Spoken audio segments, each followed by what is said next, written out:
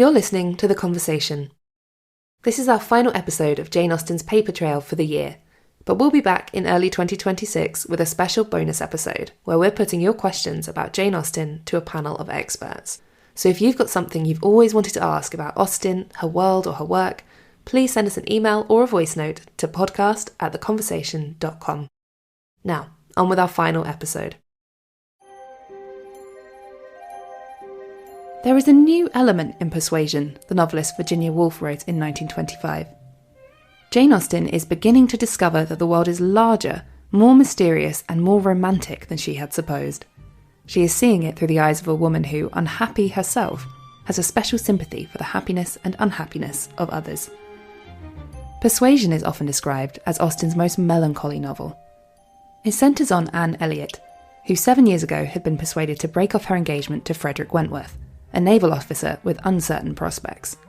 At the ripe old age of 27, Anne is now considered past her prime and lives a quiet life overshadowed by regret. When her family relocates to Bath, she crosses paths with Wentworth again, now a wealthy and distinguished captain. With the past between them, Anne is offered a precious second chance at happiness. But what does that really mean?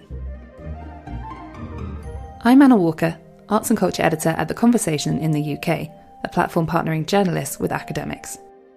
You're listening to Jane Austen's Paper Trail. In this podcast, experts uncover the real Jane Austen to celebrate 250 years since her birth. Book by book, we'll take you inside her work to help you understand her life. Welcome to episode 6. Was Jane happy? Later in the episode, I sit down with 2 experts and a copy of Persuasion to muse on Jane's state of mind. But first off, my colleague Jane Wright and PhD researcher Nada Sadoui head to Lyme Regis in Dorset on the south coast of England. It's an important setting in the novel and Austen's own favourite holiday destination. Welcome Nada, thanks for joining our podcast. Hello Jane, it's my first time here at the Cobb and it's so dramatic. It's such an empowering landscape. You feel that breeze, that air brushing through your hair, and it's just really, really, really liberating. This intoxicating setting provided the backdrop to some of Jane Austen's most treasured walks, and that's what Nada's ongoing PhD research at Cumbria University is all about, the transformative power of walking in Austen's novels. So what kind of town was Lyme? Lyme was then quite a famous seaside resort. Many people visited. Sea bathing and walking and taking the air here was advocated for by a lot of writers, but also advised by many doctors. So when Austen visited, she walked along the Cobb. She enjoyed conversations with acquaintances. She bathed and she also danced. She attended the assembly rooms. And we also have pivotal moment in Persuasion, of course, that took part here at Lyme in the Cobb. It actually makes a lot of sense why Austen would base it here. Austen herself envied the wives of sailors and soldiers because of what this place offers, the freedom, the liberty that you feel at the seaside. Yeah, you get a real sense of the elements here, don't you? Yes, absolutely. So when Jane Austen came here, at what stage of her life and her writing was she at? We know she visited in 1803 and 1804. She was in her late 20s and she moved to Bath with her family. And Lyme and the seaside was an escape for her from the city, from that social life and those kind of like restrictions that were found in more bounded spaces. In 1804, Jane wrote to Cassandra about bathing in the sea, and this was after recovering from a mild illness. She writes, "I continue quite well, in proof of which I have bathed again this morning. It was absolutely necessary that I should have the little fever and indisposition, which I had. It has been all the fashion this week in Lyme." What is striking in this is that Austen does not portray happiness as a grand declaration. You know, you could see it in her pleasure in sea bathing and the bodily freedom it affords her. So what does it mean for a woman to be in a landscape in Jane Austen's writing? In Austen's era, women's presence in a landscape was heavily coded. To walk was to step into the public eye, where women's behavior, their attire, the way they carry themselves, their manner of movement, invited scrutiny. And places like promenades, public walks, they all functioned as social theatres, I would say. They were spaces designed for observation as much as they were designed for leisure. To walk is to risk judgment, but it is also the idea of inhabiting space differently, to claim moments of meaningful freedom within the boundaries of Regency society. And for Austen, walking meant freedom. So Lyme is the setting of the pivotal scene in Persuasion. Can you tell us what happens? Anne and Captain Wentworth, after 8 whole years of being emotionally distant, they finally come into renewed emotional contact. Until this point in the novel, their relationship has been defined by restraint, it's been defined by pain, politeness, regret, awkwardness. Absence, 100%. And we see that walk on the cob shifts everything. The scene begins in high spirits. Austen would say that the young people were all wild to see Lyme. And Anne walks in this invigorating sea air. And Austen describes her transformation. Austen writes, she was looking remarkably well, her very regular, very pretty features, having the bloom and freshness of youth restored by the fine wind. Captain Wentworth looked round at her instantly. He gave her a momentary glance, a glance of brightness, which seemed to say, that man is struck by you, and even I, at this moment, see something like Anne Elliot again. This is the first time Anne is visibly seen again by Mr. Wentworth. It is a moment of recognition, not only for her beauty, for her vitality, but her presence, her strength, which I think is really amazing. And then they proceed towards the cob. Louisa Musgrove, who's being courted by Captain Wentworth, wants to be dropped off the steps at the cob, and she does this twice. Austen writes that she was too precipitate by half a second the second time, and she falls. She falls lifeless, unmoving. Everyone around her descends into panic, except for Anne. She remains composed, decisive, and she gives instructions. She offers comfort. She knows exactly what to do. Everyone turns to her, Captain Wentworth included. Anne is no longer overlooked. She is present. She's in the moment. The energy between Anne and Wentworth begins to shift. His anger softens into reflection, and her timidity gives way to presence. The groundwork is laid for their renewed relationship. We see in here that walking and being out of doors, quote, as long as they could, close quote, that these characters open themselves up to transformation. And we see, especially for Anne, that this walk along the cob becomes a walk back to herself, to her strength, her voice, her true person, eventually I would say her happiness. My colleague Jane Wright there with Nada Sadui. I love the idea of Anne Wentworth walking towards transformation. The way Nada puts it really embodies the vast and sometimes conflicting emotions we experience over the course of our lives. But by now I feel we should expect nothing less. Jane Austen is often revered as a master of the psychological novel. But what did her own interior world look like? Coming up, I sit down with 2 experts to find out, after this short break. I'm Gemma Ware, host of the Conversation Weekly podcast. Each week, I speak to an academic expert about a topic in the news to understand how we got here, from global politics to the latest scientific breakthroughs or the big dilemmas facing our planet. My guests draw on their deep research knowledge to pull out what really matters so that you can understand the context without the spin. Follow the Conversation Weekly for new episodes every Thursday wherever you listen to podcasts, and read more stories on theconversation.com.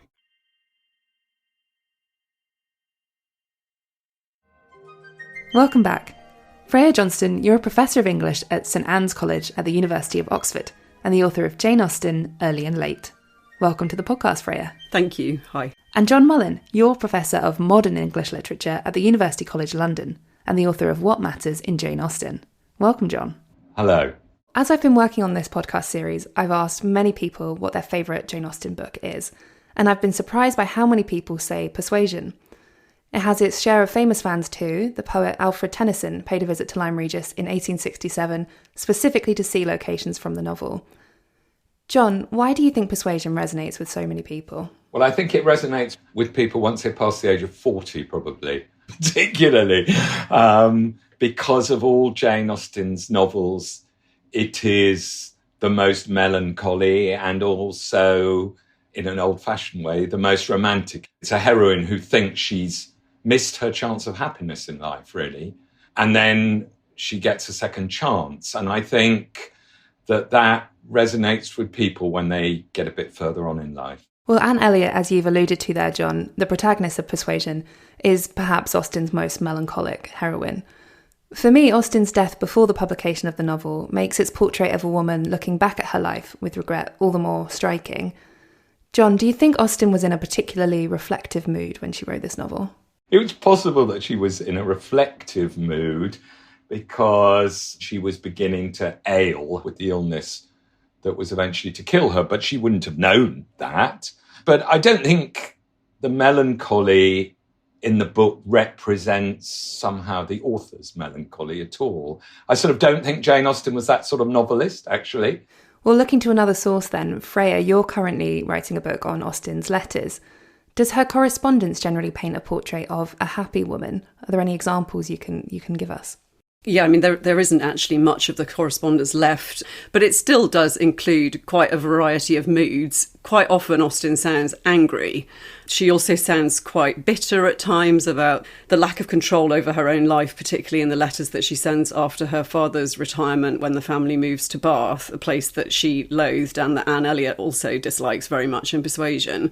And one of the great things that she enjoys about fame as an author is a degree of financial independence. And at that stage, of course, also the family has moved back to Hampshire, the county she never wanted to leave in the first place. So there is anger there, but there is also a happiness in the letters, certainly a degree of pride in her achievements as an author and just an enjoyment of writing. Also her own intelligence. She's quite sharp about other people.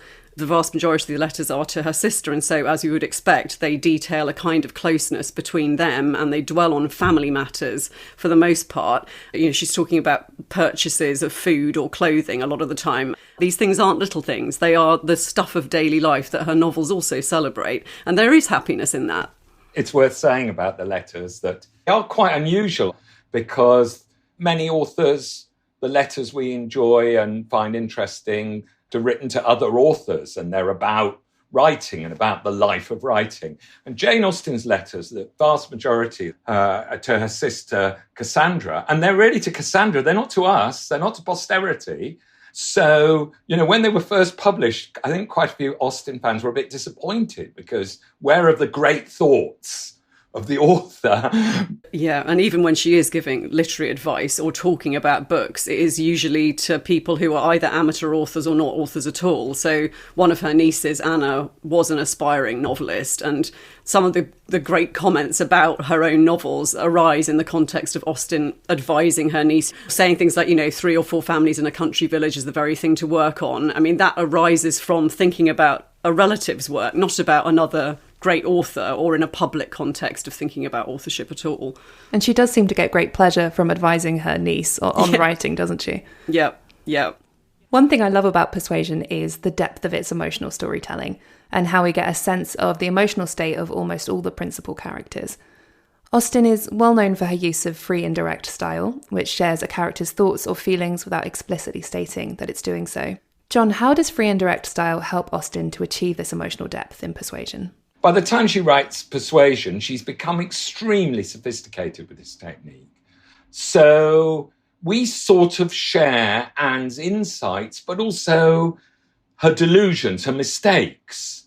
And to some extent, what I think some readers have thought of as her sort of masochism, her self-punishment, because she's sort of trying to make the best of the fact that she meets again this man, Captain Wentworth, who she was persuaded to reject 8 years earlier, for a little capsule example of how brilliantly free and direct style works in Persuasion. After they've met again, Anne gets told by her very tactless, inconsiderate sister Mary that Captain Wentworth, after the meeting, has said to Mary that Anne, 8 years on, was so altered he would not have known her again. She's lost her bloom. She's scrawny and tired and spiritless. And she replays his words in her head. And of course, it's, you'd think, very painful. And then it says this extraordinary thing. She soon began to rejoice that she had heard these words. They were of sobering tendency. They allayed agitation. They composed and consequently must make her happier. Now, that's not Jane Austen saying they must make her happier. That's sort of Anne in her head saying, yes, this is great. He doesn't find me attractive anymore. I may fancy him still, but he doesn't fancy me. That's really good because it won't give me any illusions about trying to nab him again. I mean, it's funny and it's poignant, and often the Persuasion is brilliantly both those things at the same time. The lengths we will go to make ourselves feel better about a romance that hasn't gone to plan. Well, at the start of Persuasion, when we learn that Anne was once engaged to Frederick Wentworth, Austen writes, "A few months had seen the beginning and the end of their acquaintance, but not with a few months ended Anne's share of suffering from it. Her attachment and regrets had for a long time clouded every enjoyment of youth, and an early loss of bloom and spirits had been their lasting effect." John, does that echo attitudes towards emotion at the time in general? What was the sort of understanding of happiness and depression in Austen's day, and how was that different to how we think about emotions? Well, I think one thing you get from Persuasion, if you think about how words like spirits are used, is a sense of kind of complexity, which I sometimes think our blanket use of the word depression robs us of. I mean, depression, let's face it, is always bad. But a word like melancholy isn't necessarily bad. It might sensitize somebody like Anne Elliot to other people's feelings, to the impressions of the time of year. And when you look at spirits in the novel, I mean, one of the striking things is, and it's so often the case with Jane Austen, it's not either good or bad. Louisa Musgrove, who is the sister of Charles Musgrove, who's married Anne's younger sister. Louisa, when Captain Wentworth turns up again, is one of two sisters, along with Henrietta Musgrove, whom Captain Wentworth seems to be interested in. And Anne Elliot watches this in a kind of agony. And Louisa has high spirits. Is that good? Maybe. I mean, it makes her good fun to dance with. It makes her sort of glow. It makes Captain Wentworth apparently drawn to her. But it also makes her sort of prone to disaster. She throws herself off the cob in Lyme Regis, asking Captain Wentworth to catch her, and she does it too precipitately, and she falls and bangs her head. So her spirits have their downside too. And one emotion that we do recognise that is named throughout the book is regret, one of the strongest themes of the novel, of course. Freya, do you think that's an emotion Jane was personally familiar with? I mean, who isn't? Certainly, if you're thinking about the evidence of the letters, I wouldn't say that regret is a prominent feature of the correspondence or an emotion that she talks about there. I mean, she did notoriously accept a marriage proposal from the unfortunately named Harris Bigwither and then overnight reconsidered it. So whether she regretted that decision, I suppose, is something that we could speculate about, that she did have the chance at one point in her life, years before Persuasion, of having married and settled on a nice estate and have two friends, his sisters, close to hand. That would certainly have got the family out of Bath and the problem of having to live somewhere she disliked. But what else would it have meant? I don't think she regretted not having children, for instance. One thing that the letters do dwell on a lot is how unpleasant and kind of disgusting she finds aspects of childbirth. And indeed, 2 of her sisters-in-law died in childbirth during her lifetime. But beyond that, as John says, Austen is not really the kind of author to inscribe her own feelings very legibly in the novels themselves. One sort of emotional similarity perhaps we can see between Anne and Jane is the emotional resilience. We certainly see evidence in her letters of her ability to persevere through personal difficulties. Yeah. John, she certainly faced her share, didn't she? Loss of her father, financial instability. Yes, she did. And also famously disappointments about trying to get published. We know that she completed her 6 finished novels in the space of sort of little more than 7 years in what must seem a real furore of creativity. But it is striking that when she came to write those 6 novels, it was because she had somewhere stable to live. She didn't have to worry too much about money, thanks to the wealth that her brother Edward had inherited from distant relatives. In a way, perhaps for us, it was lucky that she had those early disappointments, because by the time in her mid-30s that she was writing her first published novel, Sense and Sensibility, based on an earlier draft, she was already a practiced writer. There's no novel where she's sort of getting the hang of it. Bang! Sense and Sensibility is a slam dunk masterpiece from the get-go. So she made the best of her disappointments, we might say. And Freya, you've studied a lot of Austen's teenage writing as well. What kind of differences are we seeing at this point of maturity in Austen's writing compared to her sort of juvenilia, as it's called? Well, I mean, the early works are, in a very obvious sense, different in the fact that they're very, very short. Although I think there is some continuity between the younger and older Austen in the sense that even in the mature works, she shows a certain impatience with endings. She's often rather uninterested in the couples in her novels once they've sorted things out. And some readers have always felt actually these endings are a bit perfunctory or not very plausible. I don't think people tend to feel that about Persuasion, although the ending is slightly peculiar if we are thinking of it as a happy ending, because the final vision is of Anne still worrying, paying the tax of quick alarm for the fact that she's married someone who's in the Navy and therefore of whose security she's never really going to be particularly confident. Jane was very close with her sister Cassandra, as Anne Elliot is with her hypochondriac sister Mary, though that portrait of siblinghood is less than flattering, I would say. Was Austen's family a source of happiness or stress for her throughout her life, Freya?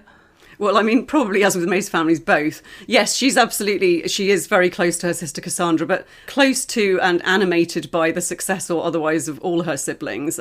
I mean, if you want to think of the one that probably had the most stressful impact on her, I suppose it would be her brother Henry, who was quite reckless and lost his money and took down lots of other members of the family when his bank failed. Austen does seem to have reacted to that threat to her own security and to the security of other members of her family quite strongly. It does seem to be the case that she is always alarmed by threats to financial security, and understandably so, because the family is never rich. But she's delighted by and writes a lot about the success of her sailor brothers. Henry is not only a reckless character, he's also the person who actually helps to get her into print. So he acts as her agent, he negotiates for her with publishers. So he is an enabling figure as well as occasionally a bit of a pain. Cassandra's the one that she always relies on the most, and she calls her back in the final months of her life because she needs her to be there. It's Cassandra's lap that Jane's head rests on for much of that time in her final days, isn't it? Well, as she dies, yeah. The relationship with Cassandra is often talked about because it's so important, but also her mother, her father especially, and her brothers were very important to her. I think if you could beam yourself down to an Austen family gathering with all of them sitting around the table, I think they were a really rather terrific family, actually. I think that they were open-minded, intelligent, humorous, optimistic people. I think they were a family who valued Jane's talents and her intelligence and enjoyed hearing her read bits of her writing to them. And I think that one can't overestimate how important that must have been to her. When Jane's sister Cassandra was just 24, her fiancé Tom Fowle died of yellow fever in the West Indies, and she never went on to marry. Might Jane have been drawing on this experience of her sister for the character of Anne Elliot, Freya? Well, I think it's very likely, and there is that marginal note, probably in Cassandra Austen's handwriting, in a key passage of Persuasion about not being too prudent in your youth and actually just risking it and going for it. So I think the fact that Cassandra Austen probably wrote the words, "Dear, dear Jane, this deserves to be written in letters of pure gold," next to that passage, does suggest that there was some kind of parallel in Austen's mind between what happened to her sister. And indeed also towards the end of the book, when Anne Elliot has that wonderful speech about women's superior capacity to maintain their emotions when existence or when hope is gone. And she says it's nothing much to, envy us for. If you really are continuing to love when even the existence of the person you love couldn't really be said to endure anymore, how could she not have had Cassandra in some sense in her mind in that passage too? Persuasion was the final novel that Jane Austen completed, published just 6 months after her death in 1817 at the age of 41. Freya, what do we know about how Austen died? Well, she died in Winchester after an illness that had been dragging on for some time, but whose identity is still really uncertain. People have argued for ages about what this illness actually was. And for quite a while, the diagnosis was Addison's disease, partly because of a letter in which she talks about her skin changing colour. People have suggested leukemia or some kind of cancer as a plausible candidate, but in any case, the symptoms seem to have been a kind of weakness or dizziness or nausea. The last thing she wrote, which she didn't complete, Sanditon, is amongst other things a satire of hypochondria. And one of the characters in that, Diana Parker, has the same symptoms or claims to. And so it's as if Austen kind of hoped through comedy to sort of spoof away the symptoms that she was suffering from. I don't think any of them thought that the illness would be fatal as quickly as it was, although one or more family members did say they thought that she wouldn't survive it. But she was very unlucky. I mean, most of her family is very long-lived. So for her to die at 41 was a strange thing for an Austen, and we don't quite know why. Yeah, I mean, it's interesting because Persuasion, it's a novel which is sort of edged by death. Almost everybody in the novel is in mourning for somebody or other and wearing black, in fact. But it's sort of written against death, and actually even comically so. In one of the subplots of the novel, which is just the most satisfying subplot, there's this man, Captain Bennet, and he was engaged to the sister of Captain Wentworth's best friend, Captain Harville. And while he was at sea, she died. He's absolutely heartbroken. And yet after Louisa Musgrove's accident, he tends to her, and then, blow me down, a few weeks later, they're engaged. There's this wonderful sentence when Anne's thinking about Captain Bennet. He had an affectionate heart. He must love somebody. You can imagine somebody saying that second sentence dismissively, mockingly. But it's not mocking. It's funny. It's comical, but it's also understanding. I mean, that is what he's like. He's full of affection. And so Fanny's died, he will find somebody else. And that there's something perhaps quite natural about that. It's not a terrible thing. Persuasion is full of things coming back to life against death, including Anne and Captain Wentworth's love for each other. One thing all of Austen's heroines, including Anne Elliot, have in common is a happy ending. They all marry respectable and kind men, build comfortable homes for themselves, and generally end the novel in a more joyful place than they started it. But what of Jane's own ending? Would you say she was ultimately happy at the end of her life? Freya, let's start with you. I don't know how to answer that. I don't know how I would answer it about anyone. I mean, one of her favourite authors, Dr. Johnson, famously said that nobody was happy and anyone who claimed to be happy was lying. But I think you could certainly say that by the time she died, the professional success that we've already talked about had brought her a great deal of satisfaction and enjoyment, and she was still creative right up until the very end. So in that sense, I would say she was absolutely happy in terms of the expression of her novelistic gifts and creative self, and that was only growing and growing and growing right up until the point she died. I completely agree with that. She was absolutely happy as a novelist, as it were. But I think Persuasion is a novel that very wisely sees, not that there's no such thing as happiness, but there is something ludicrous about trying to answer the question, are you happy? There's a great bit at the beginning of the chapter, indeed, in which Captain Wentworth writes the extraordinary letter declaring to Anne that he still loves her, where she's in this crowded room in the White Hart Inn. She senses his love is coming back to her. And it says, she was deep in the happiness of such misery or the misery of such happiness. That's the way in which persuasion is true to happiness, that when it comes, it's often in a blur of contradictory feeling. One thing that she does talk about a lot in her letters is the happiness of domesticity, and that is also true of Persuasion. One of the reasons why the Navy emerge as such virtuous characters is that they have such fantastic capacity to make domestic life good. Captain Harville, who her brother, Jane Austen's brother Frank, thought might be in some sense a representation of him, or that they certainly had qualities in common. He's depicted busy all the time, making things, building shelves, fixing his fishing nets, doing things around the house that make everything work better and make everybody's lives more comfortable. And those are the kinds of virtues that don't come in for much celebration, but which genuinely contribute to a sense of being truly happy. To be happy at home, as again Johnson said, is the result of all ambition. And that seems to be something that comes across very clearly from Austen's letters, that they're just the happiness of life at Chawton once they're all settled there. And that's not necessarily marital happiness, it's just domestic happiness. We also get a brilliant passage in a letter where she tells us of the pleasure she gets from a recipe for sponge cake, don't we? That's what Yeah.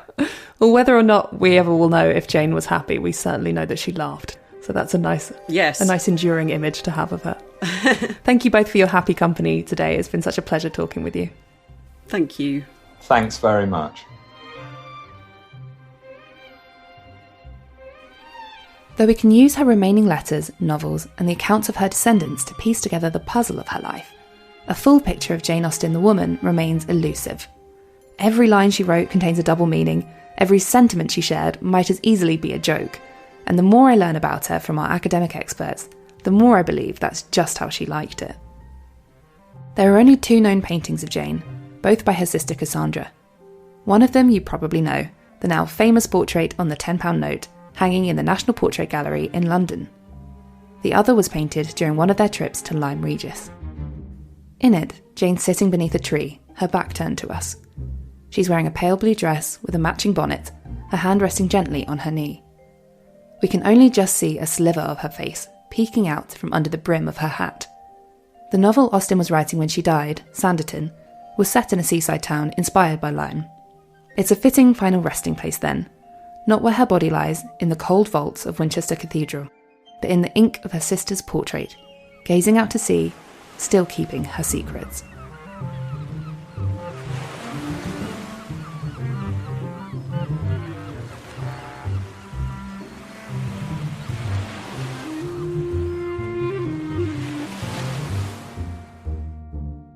Thanks so much for listening to Jane Austen's Paper Trail. Remember, in the new year, we'll be back with a Q&A episode, so if you have a burning question about Jane Austen for us, please email it to podcast@theconversation.com. A big thank you to all our experts for this episode, Nada Sadui, John Mullen and Freya Johnston. The senior producer of this series was Eloise Stevens, who did all our mixing and sound design too. Reporting in this episode from Jane Wright, with production help from Naomi Joseph. Alistair Tibbett and Alice Mason do all our socials and promotion, and our executive producer for the series is Gemma Ware. The Conversation is a non-profit news outlet dedicated to sharing the work of academic experts with a wide audience. You can sign up for our free daily newsletter by clicking on the link in our show notes. If you like what we do, please support us at donate.theconversation.com. That's donate.theconversation.com. And please do rate and review the podcast wherever you follow us, and tell your friends about us too. I'm Anna Walker, and thank you for listening to Jane Austen's Paper Trail from The Conversation.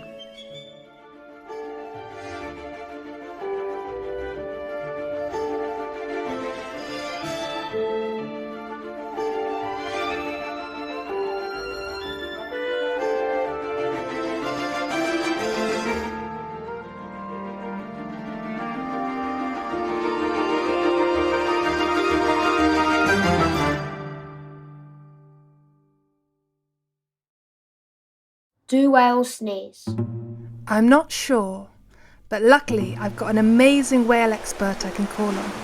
We essentially go out onto a boat, We go out to the sea, we look for whales, we see a whale breathing. Who will take us through her experiments. And then as the whale takes a breath, the drone is flown through the snot and will deliberately collect as much snot as possible. And let us know the answer. How does that sound, Guy? That would be fun. Join us on The Conversation's Curious Kids, wherever you get your podcasts.